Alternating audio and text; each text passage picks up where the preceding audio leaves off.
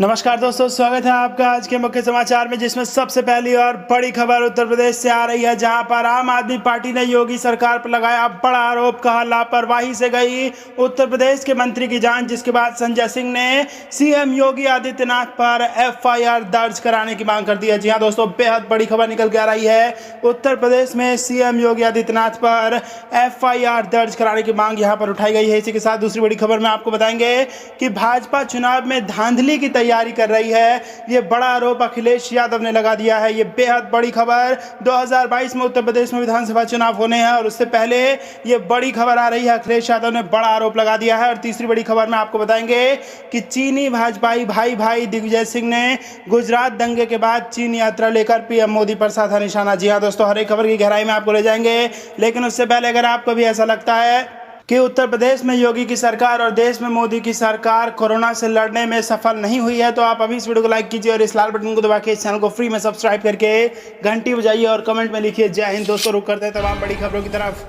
लापरवाही से हुई चेतन चौहान की मौत, संजय सिंह ने की सीएम योगी पर एफआईआर दर्ज करने की मांग। जी हां दोस्तों, आम आदमी पार्टी सांसद संजय सिंह ने यूपी कैबिनेट मंत्री चेतन चौहान के निधन मामले में सीएम योगी पर निशाना साधते हुए उनके खिलाफ एफआईआर दर्ज कराने की मांग की है। इस संबंध में आप सांसद ने लखनऊ के पुलिस आयुक्त को एक शिकायती चिट्ठी लिखी है। इसमें यूपी के कैबिनेट मंत्री चेतन चौहान के लिए सरकार की लापरवाही को जिम्मेदार ठहराते हुए सीएम योगी, स्वास्थ्य मंत्री और पीजीआई के निदेशक के खिलाफ एफआईआर दर्ज कराने की मांग की है। आप सांसद ने एक ट्वीट के जरिए इस बात की जानकारी दी है। अपने ट्वीट में उन्होंने पुलिस आयुक्त को भेजी गई चिट्ठी में संलग्न की है। इसमें उन्होंने विधान परिषद सुनील सिंह साजन के बयान को आधार बनाकर कहा है कि चेतन चौहान की जान कोरोना की वजह से नहीं गई है, बल्कि सरकारी लापरवाही से उनकी जान ली है। राज्यसभा सांसद संजय सिंह ने इससे पहले नमूना वाले बयान को लेकर भी सीएम योगी पर जोरदार हमला बोला था। उन्होंने कहा था कि मुख्यमंत्री योगी आदित्यनाथ ने मेरे सवालों का जवाब क्यों नहीं दिया।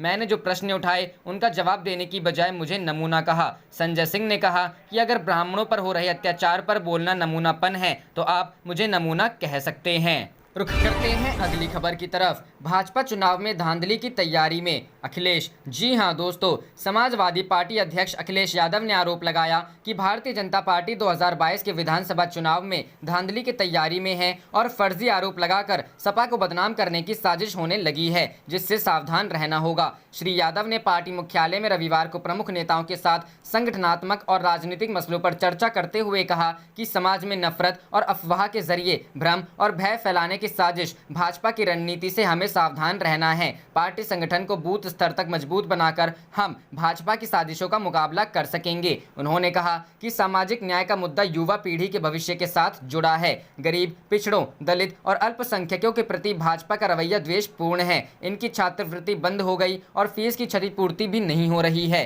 किसान की आर्थिक स्थिति खराब होती जा रही है। उनको कंपनी व्यवस्था से भारी खतरा है। श्री यादव ने कहा कि भाजपा सरकार ने महंगाई बढ़ाई है, सामाजिक सद्भाव की जगह समाज में विभाजन की खाई चौड़ी की है, विकास अवरुद्ध है, बुनियादी सुविधाएं बाधित है, सड़क, बिजली नहीं तो नए उद्योग कहां लगेंगे, आरक्षण समाप्त करने की साजिशें हो रही हैं, पंचायतों में आरक्षण खतरे में है। विधानसभा और विधान परिषद के अधिवेशन में भाजपा ने अपनी तानाशाही से लोकतांत्रिक व्यवस्था की गरिमा गिराने का काम किया। उन्होंने विधायकों और पार्टी नेताओं से कहा कि गांव-गांव में चौपाल लगाकर समाजवादी सरकार की उपलब्धियों के बारे में लोगों को बताया जाना जारी रखें। कार्यकर्ता अपने बीच जिम्मेदारियां बांटकर जनता से संवाद स्थापित करें। रुख करते हैं अगली खबर की तरफ। चीनी भाजपाई भाई दिग्विजय सिंह ने गुजरात दंगे के बाद चीन यात्रा लेकर पीएम मोदी पर साधा निशाना। जी हां दोस्तों, कांग्रेस के वरिष्ठ नेता और मध्य प्रदेश के पूर्व सीएम दिग्विजय सिंह ने अपने आधिकारिक ट्विटर हैंडल पर एक वीडियो साझा किया है। इस वीडियो में दिग्विजय सिंह ने चीन और भाजपाइयों को भाई बताया है।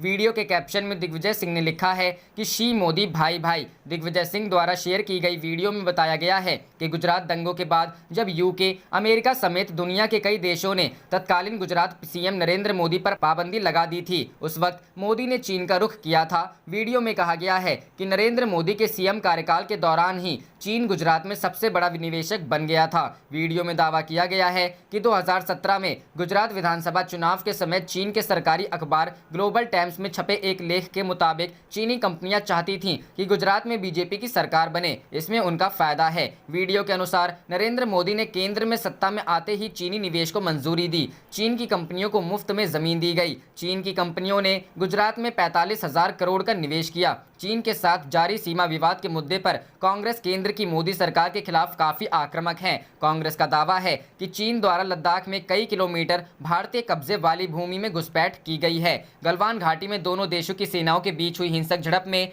भारत के 20 जवान शहीद हो गए थे। इसके बाद से सीमा पर तनाव काफी बढ़ गया है। हालांकि कूटनीतिक और सैन्य स्तर पर बातचीत से मामले को सुलझाने का प्रयास किया जा रहा है। रुक करते हैं अगली खबर की तरफ। 250 किलोमीटर दूर एग्जाम सेंटर पहुंचने के लिए रात 2 बजे निकलेंगे। छलका नीट जेईई के छात्रों का दर्द। जी हां दोस्तों, जैसे ही सुप्रीम कोर्ट ने नीट और जेईई परीक्षा आयोजित कराने की अनुमति दी, उसके बाद से ही सोशल मीडिया पर छात्रों की नाराजगी पहले से ज्यादा देखने को मिल रही है। वहीं दूसरी ओर छात्रों को विपक्षी नेताओं का सपोर्ट भी मिल रहा है, लेकिन अभी सरकार की ओर से छात्रों के लिए कोई राहत की खबर नहीं आई है। ऐसे में कई छात्रों ने आज तक से परीक्षा संबंधित कई परेशानियां शेयर की हैं। वीडियो कॉन्फ्रेंसिंग ऐप जूम के माध्यम से कई छात्र जुड़े। आइए जानते हैं क्या कहा छात्रों ने। एक छात्रा तानिया गोयल ने बताया, परीक्षा देने के लिए घर से 250 किलोमीटर दूर एग्जाम सेंटर मिला है। सही समय पर सेंटर पहुंचने के लिए मुझे रात 2 बजे घर से निकलना होगा, तब जाकर मैं सुबह 7 बजे पहुंच जाऊंगी। इसी के साथ 3 घंटे मास्क लगाकर परीक्षा देना मेरे लिए संभव नहीं है। एक छात्र तानिश ने कहा, जब मई का समय था और हमारे देश में कोरोना वायरस के केस कुछ हजार थे, उस समय सरकार ने नीट की परीक्षा स्थगित कर दी। लेकिन अब जब दिन के 70,000 के करीब कोरोना वायरस के केस आ रहे हैं, उस समय सरकार परीक्षा आयोजित करना चाहती है। रुख करते हैं अगली खबर की तरफ। ममता बनर्जी ने नीट जेईई परीक्षा रद्द करने की मांग की। कहा, छात्रों का जीवन खतरे में ना डालें। जी हां दोस्तों, जेईई और नीट परीक्षा लिए जाने का विरोध में अब कांग्रेस, आम आदमी पार्टी के अलावा ममता बनर्जी भी कूद गई हैं। ममता बनर्जी ने छात्रों के सुर में सुर मिलाते हुए इस साल नीट और जेईई की परीक्षाएं रद्द किए जाने की मांग की है। बनर्जी ने कहा, पीएम मोदी के साथ आखिरी बार वीडियो कॉन्फ्रेंसिंग में मैंने सितंबर में होने वाली जेईई और नीट परीक्षाओं का विरोध किया था। इन परीक्षाओं के आयोजन से छात्रों के जीवन को खतरे की संभावना है। दूसरे ट्वीट में बनर्जी ने लिखा, एनईईटी जेईई 2020 को सितंबर में आयोजित करने के शिक्षा मंत्रालय के फैसले के खिलाफ मैं एक बार फिर से केंद्र सरकार से अपील करती हूं कि जब तक स्थिति अनुकूल न हो जाए तब तक इन परीक्षाओं स्थगित रखें। ये हमारा कर्तव्य है कि हम अपने सभी छात्रों के लिए सुरक्षित वातावरण सुनिश्चित करें। इससे पहले कांग्रेस सांसद राहुल और आम आदमी पार्टी भी इन परीक्षाओं का पुरजोर विरोध कर चुकी है। राहुल गांधी ने कहा, आज हमारे लाखों छात्र सरकार से कुछ कह रहे हैं। नीट जेईई परीक्षा के बारे में उनकी बात सुनी जानी चाहिए और सरकार को एक सार्थक हल निकालना चाहिए। वहीं दिल्ली के उप मुख्यमंत्री एवं शिक्षा मंत्री मनीष सिसोदिया ने कहा, जेईई और नीट की परीक्षा के नाम पर केंद्र सरकार लाखों छात्रों की जिंदगी से खेल रही है। मेरी केंद्र से विनती है कि पूरे देश में ये दोनों परीक्षाएं तुरंत रद्द करें और इस साल एडमिशन की वैकल्पिक व्यवस्था करें। छात्रों ने अदालत का भी रुख किया। इससे पहले देश भर के हजारों छात्रों ने इन परीक्षाओं पर अपना विरोध जताते हुए केंद्रीय शिक्षा मंत्री से यह परीक्षाएं रद्द करने की अपील की थी। मंत्रालय द्वारा परीक्षाएं रद्द न करवाए जाने पर छात्रों ने अदालत का भी रुख किया। ये परीक्षाएं अगले माह सितंबर में होनी है। एनटीए के जारी शेड्यूल के मुताबिक जेईई मेंस परीक्षा 2020 1 सितंबर 2020 से लेकर 6 सितंबर 2020 तक आयोजित होनी है, जबकि नीट की प्रवेश परीक्षा 13 सितंबर 2020 को आयोजित होनी है। करते हैं अगली खबर की तरफ। नड्डा के बयान पर आरजेडी बोली, एनडीए में घर के चिराग से आग लगी है, फिर कैसे सत्ता में आएंगे। जी हां दोस्तों, बिहार में बीजेपी ने आज चुनावी आगाज किया है। बीजेपी कार्य समिति की बैठक में पार्टी ने अपने आगामी कार्यक्रमों को सार्वजनिक किया है। इस बीच बीजेपी के राष्ट्रीय अध्यक्ष जेपी नड्डा ने कहा कि बिहार में एनडीए मजबूत स्थिति में है और वह सत्ता में लौटेगी। इस पर आरजेडी के प्रवक्ता मृत्युंजय तिवारी ने कहा कि बार बार जेपी नड्डा यह कह रहे हैं कि एनडीए फिर से सत्ता में आएगी। एनडीए में घर के चिराग से आग लगी हुई है, पहले उस आग को जेपी नड्डा बुझा ले। जितनी चिंता सत्ता के लिए कर रहे हैं, उतनी चिंता जनता के लिए कर लेते तो जनता का भला हो जाता। एनडीए के लोगों का इस बार सुपड़ा साफ हो जाएगा। बीजेपी के राष्ट्रीय अध्यक्ष जेपी नड्डा के बयान पर कांग्रेस प्रवक्ता राजेश राठौड़ ने प्रतिक्रिया देते हुए कहा कि जेपी नड्डा ने कहा कि बीजेपी, जेडीयू और एलजेपी एक साथ रही तो जीत तय है। यह बयान देकर अपनी हार पहले ही स्वीकार कर लिया है। जेपी नड्डा को स्मरण होना चाहिए 2015 में 5 से 6 पार्टी मिलाकर चुनाव में बीजेपी लड़ी थी,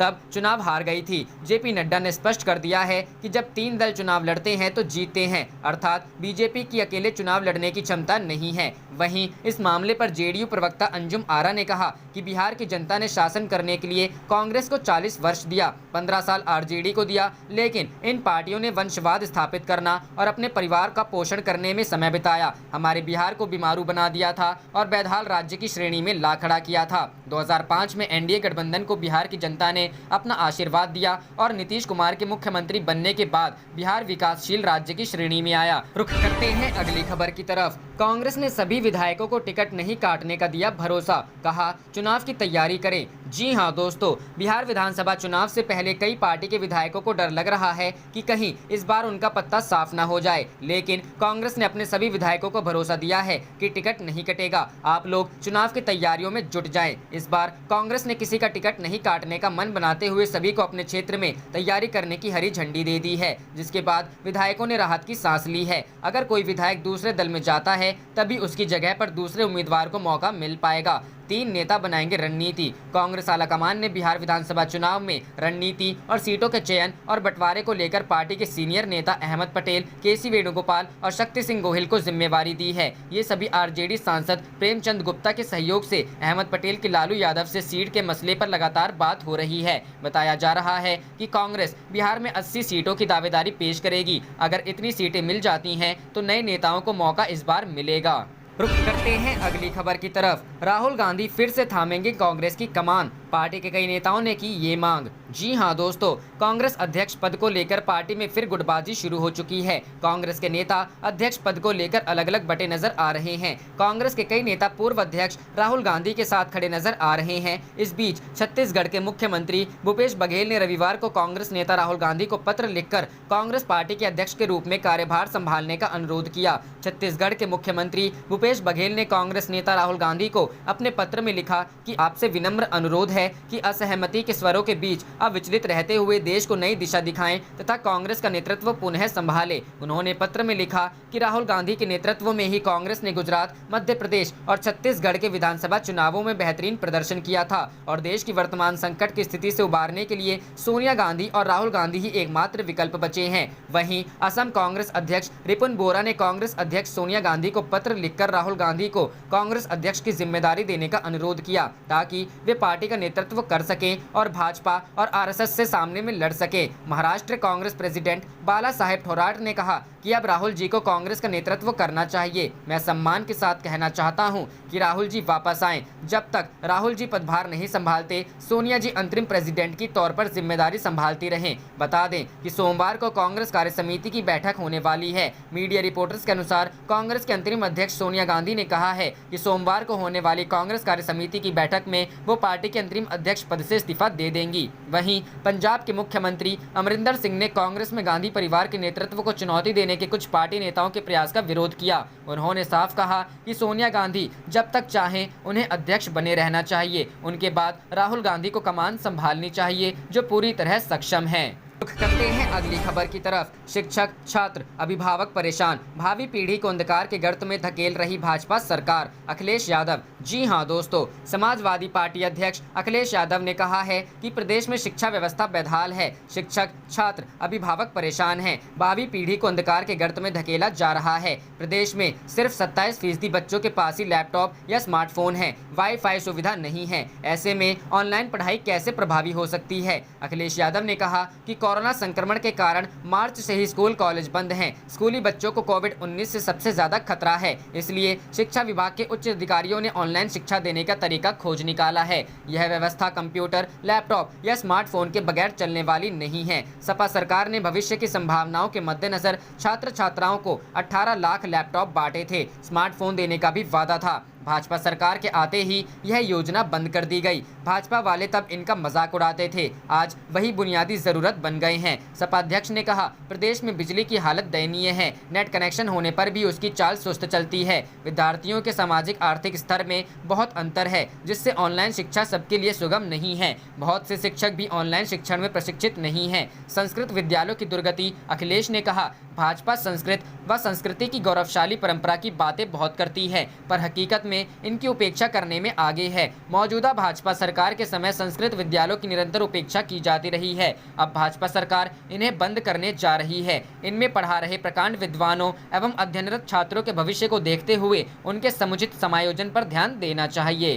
करते हैं अगली खबर की तरफ। मध्य प्रदेश सर्वे रिपोर्ट के हवाले से कांग्रेस का दावा, उपचुनाव में सभी सीटों पर होगी जीत, बीजेपी की हार तय। जी हां दोस्तों, मध्य प्रदेश में 27 विधानसभा सीटों पर होने वाले उपचुनाव को लेकर भले ही अभी तारीखों का ऐलान नहीं हुआ हो, लेकिन बीजेपी और कांग्रेस ने अपनी अपनी जीत के लिए दावा ठोकना शुरू कर दिया है। कांग्रेस पार्टी का दावा है कि उसके द्वारा कराए गए सर्वे रिपोर्ट में सभी 27 सीटों पर नतीजे कांग्रेस के पक्ष में आना बताया गया है। कांग्रेस का दावा है कि 26 सीटों पर दल बदलकर विधायकों के बीजेपी में शामिल होने के बाद भी सभी 27 सीटें कांग्रेस जीतेगी। पूर्व मंत्री जीतू पटवारी ने दावा किया है कि कांग्रेस पार्टी के सर्वे में कांग्रेस के पक्ष में नतीजे आना बताया गया है और कांग्रेस पार्टी चुनाव आयोग से मांग करती है कि प्रदेश में 27 सीटों का उपचुनाव जल्दी कराया जाए। वहीं कांग्रेस पार्टी की निजी एजेंसी के जरिए कराए गए सर्वे रिपोर्ट को लेकर प्रदेश कांग्रेस अध्यक्ष कमलनाथ ने 27 अगस्त को बड़ी बैठक बुलाई है, जिसमें सभी विधानसभा सीट के प्रभारी, सह प्रभारी और पार्टी पदाधिकारी मौजूद रहेंगे।